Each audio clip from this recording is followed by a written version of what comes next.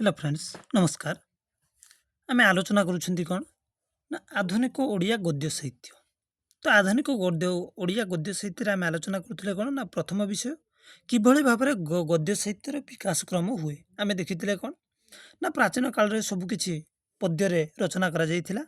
किंतु धीरे धीरे जितेबाला अष्टादश शताब्दी आम भारत में आसला बा इंग्रेज मान परवर्ती अवस्था आमर गद्य साहित्यर धीरे धीरे विकास है एवं ता पूर्व आम जो देखिया गद्य थिला किंतु एते परिमाण रे कवि माने ताको कौन करथिले ना कवि माने अणदेखा करुथिले एते परिमाण रे ध्यान देउनथिले।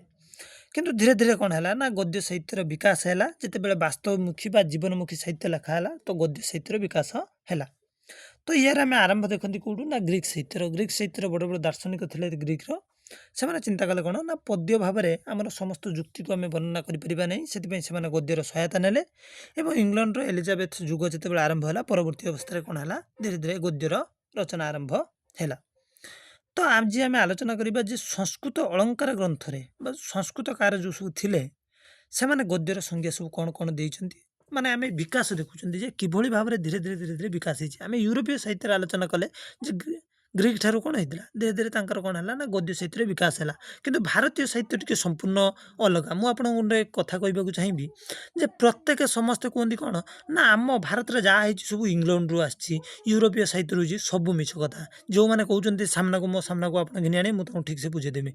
प्रकृत में देखो जो समय आम ऋग्वेद रचना करा से समय पूरा समग्र पृथ्वी पृष्ठ में आप कौन साहित्य को जातु साहित्य तो दूर कथा लोक मैंने खाई माने जो सिस्टमेटिक सभ्यता कौन जान नी से जो मैंने जानते से स्वल्प ज्ञान आम एतिपर से भारतीय संस्कृति और भारतीय साहित्य को जानते ना केवल उपरे सीना केते पेज बही आउ केते पेज उपन्यास पढ़ीदे कि कौन ना बहुत ज्ञानी हो जाए। प्रथम निज संस्कृति की जानते पड़ो आम आरंभ कौटी भी जानते पड़ो। पृथ्वीर सर्वप्रथम ग्रंथ हूँ ऋग्वेद तो ता पूर्व कौटी पृथ्वीर कौटी ज्ञानर चर्चा हो नाला तेणु जहाँ भी हो से विषय अलग आम आलोचना करवा।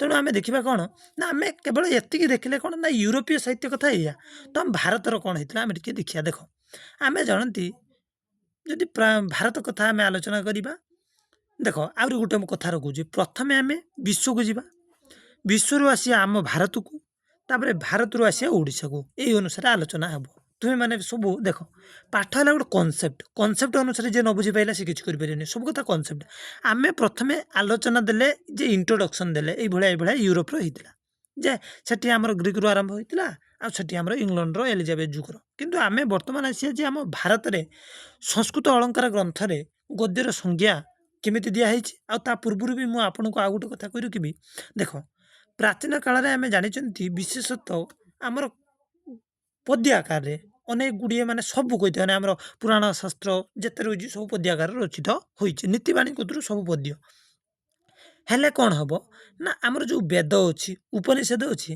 तादर गद्य ही देखी थाए मिलता है। तेणु आम जानती जे आम एभली कहीपर ना कि प्राचीन काल में गद्य नाला नुहे सेटा भूल प्राचीन काल में गद्य थिला किंतु कवि माने बेसी रसबोध पाई पद्य आकार सबकि रचना करुले ठीक अच्छे। तो से कौन सी कारण हो कि कवि मैंने केवल यही रस उपलब्धि हो पछे से कौन कर विशेषतः पद्य को गुरुत्व दूसरे गद्य को गुरुत्व देन किंतु अष्टादश शताब्दी परवर्ती अवस्था आम भारतीय मैंने कौन कले ना धीरे धीरे वास्तवमुखी साहित्य लिखा आरंभ वाला तापर धीरे धीरे कौन है ना गद्य साहित्य विकास है ठीक अच्छे। देख कथनीय बा कथित होगा उक्ति ही गद्य अलंग माने आम संस्कृत कहले कौन ना जहाँ कथनीय बा जहाँ कथित हेबा उक्ति ही गद्य छंदबोधरे रचित होई नथिबा छंदबोधरे जोटा रचित होई नथिबो जो कविकृति ताको ही आमे कौन कहबा ना गद्य कहबा।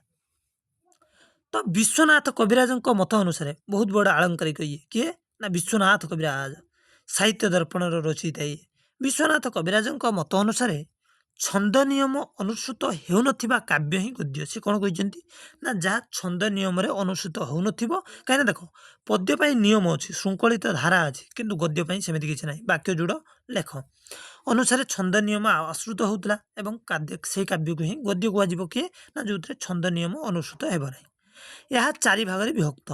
देख ये चारि भाग कौन थी ना मुक्तक वृत्तिगंध उत्कलिका चूर्णक।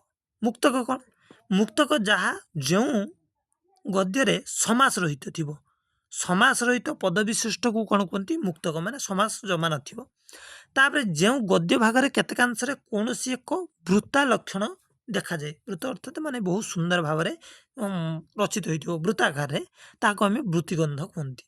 ଏବଂ ଏଥିରେ ଛନ୍ଦପୂର୍ଣ୍ଣ ରଚନା ଅଳ୍ପ ପରିମାଣରେ ଥାଏ କାଦେରେ ବୃତ୍ତିଗନ୍ଧରେ, କିନ୍ତୁ ଦୀର୍ଘ ସମାସବଦ୍ଧ ବହୁ କଠୋର ପଦଯୁକ୍ତ ଗଦ୍ୟ ହେଉଛି ଉତ୍କଳିକା। ତ ଜାଣିନେଲେ ମୁକ୍ତକ କ'ଣ ଜାଣିନେଲେ, ମୁକ୍ତ ଅର୍ଥାତ୍ ସେ ଯେଉଁ ରହିଛି ସମାସରୁ ମୁକ୍ତ, ଠିକ୍ ଅଛି। ବୃତ୍ତିଗନ୍ଧ ଯିଏ କ'ଣ ନା ବୃତ୍ତ ଆକାରରେ ରହିଛି, ଆଉ ଉତ୍କଳିକା କ'ଣ ରହିଛି ନା ଯେଉଁଥିରେ ଦୀର୍ଘ ସମାସ ରହିଛି, ବହୁତ କଠୋର ରହିଛି, ତାକୁ ଆମେ ଉତ୍କଳିକା କହିଲେ। ଆଉ ଅଳ୍ପ ସମାସ ଯୁକ୍ତ ପ୍ରସାଦ ଗୁଣ ବିଭୂଷିତ ଯିଏ ଥିବ, ଯେଉଁଥିରେ ଅଳ୍ପ ସମାସ ଆଉ ପ୍ରସାଦ ଗୁଣ ରହିଛି, ତାକୁ ଆମେ ଚୂର୍ଣ୍ଣକ ନାମରେ ଅଭିହିତ କରନ୍ତି।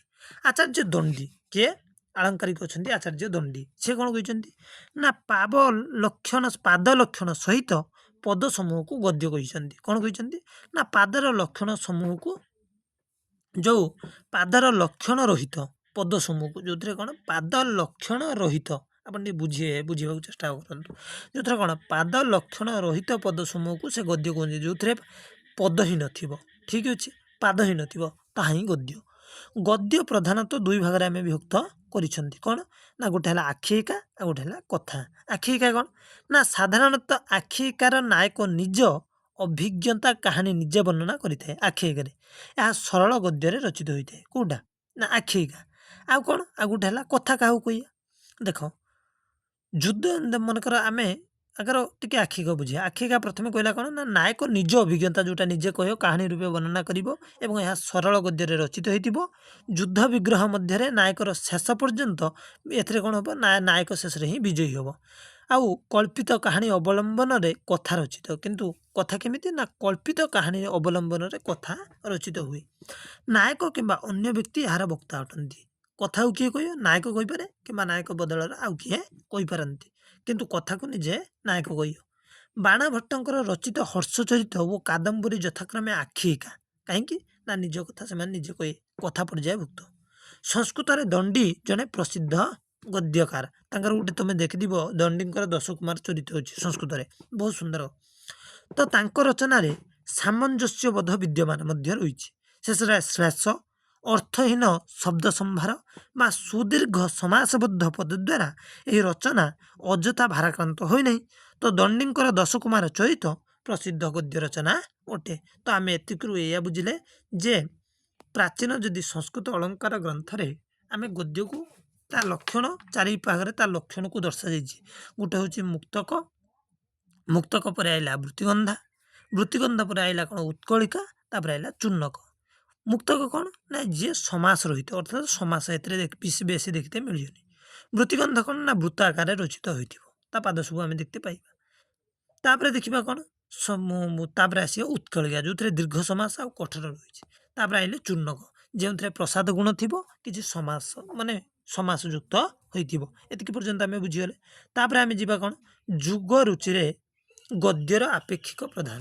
ଦେଖ ଗୋଟେ କଥା କହିବି, ଆମେ ପ୍ରଥମେ ଦେଖିଲେ କ'ଣ ଗଦ୍ୟ ସାହିତ୍ୟର ବିକାଶରେ ଆମେ ପ୍ରଥମେ ଦେଖିଥିଲେ ଇଣ୍ଟ୍ରୋଡକ୍ସନ୍ କିଛି ଦେଖିଥିଲେ। ଇଣ୍ଟ୍ରୋଡକ୍ସନ୍ ପରେ ଆମେ ଦେଖିଥିଲେ କେମିତି ଗ୍ରୀକ୍ ସାହିତ୍ୟ ଇଂଲଣ୍ଡ, ତାପରେ ଆମେ ସଂସ୍କୃତ ଅଳଙ୍କାର ଗ୍ରନ୍ଥରେ ଗଦ୍ୟ ବିଷୟରେ କ'ଣ ସବୁ ବର୍ଣ୍ଣନା କରାଯାଇଛି। ତାପରେ ଆମେ ଦେଖିଲେ କ'ଣ ନା ଆମର ଯେଉଁ ଭାରତୀୟ ବା ସଂସ୍କୃତ ଗ୍ରନ୍ଥରେ ସେମାନଙ୍କର କିଭଳି ବିକାଶ ହୋଇଛି, ଏବଂ ତାପରେ ଆମେ ଦେଖିବା ଯୁଗ ରୁଚି ଅନୁସାରେ ଗଦ୍ୟର କେମିତି ପରିବର୍ତ୍ତନ ହେଲା। କାହିଁକି ଯୁଗ ରୁଚି ମାନେ କ'ଣ, ଦେଖ ଗୋଟେ ସମୟ ଥିଲା ଲୋକମାନଙ୍କୁ ପଦ୍ୟ ଭଲ ଲାଗୁଥିଲା, କିନ୍ତୁ ଗୋଟେ ସମୟ ଆଜି ଆସିଛି ଲୋକମାନଙ୍କ ଟେଷ୍ଟ ପରିବର୍ତ୍ତନ ହେଇଛି, ସେମାନେ କ'ଣ କଲେ ନା ଗଦ୍ୟକୁ ଦେଖିବାକୁ ଚାହୁଁଛନ୍ତି, ପଦ୍ୟକୁ ଦେଖିତେ ଚାହୁଁନାହାନ୍ତି। ଅର୍ଥାତ୍ କାବ୍ୟ କବିତା ସେସବୁ ବଦଳିଗଲା କ'ଣ ପ୍ରବନ୍ଧ ଗଳ୍ପ ଉପନ୍ୟାସ ଭାବରେ। ଠିକ୍ ଅଛି, ଆପଣମାନେ ବୁଝିପାରିଲେ। ତ ନେକ୍ସଟ ଟାଇମ୍ ପୁଣି ଛୋଟ ଛୋଟ କ୍ଲାସ୍, ଗୋଟେ ବିଷୟକୁ ଆମେ ଛୋଟ ଛୋଟ କରିକି କ୍ଲାସ୍ କରିବା। ନେକ୍ସଟ ଟାଇମ୍ ଆମେ ଆଲୋଚନା କରିବା କ'ଣ ନା ଯୁଗ ରୁଚିରେ ଗଦ୍ୟର ଆପେକ୍ଷିକ ପ୍ରଧାନ। ଧନ୍ୟବାଦ।